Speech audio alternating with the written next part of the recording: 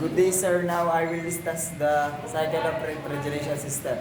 Now, the refrigeration system has four main stages: the compressor, the condenser, and the expansion valve and evaporator. Now, the compressor works is suck in the low pressure gas into compressor into a high pressure to high temperature gas.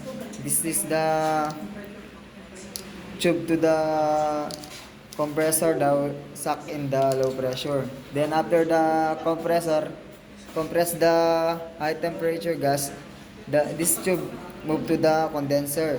Now the condenser works is to release the heat to the surroundings and turns the gas into a liquid. Now this after the condenser release the heat to the surroundings and turn the gas into a liquid, the filter dryer is to remove the moist or the liquid, move to the evaporator to reduce the damage to the compressor. Now after that, this tube is moved to the expansion valve.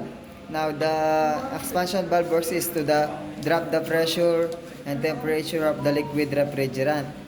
Now after the expansion valve drops the pressure, then moves to the evaporator.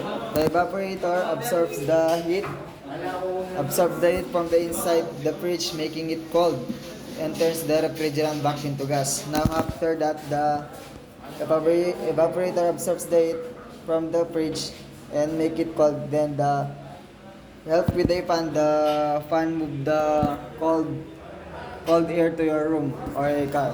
Now after that, the evaporator moves again the low pressure gas to the compressor and the cycle repeats. That's all. Thank you.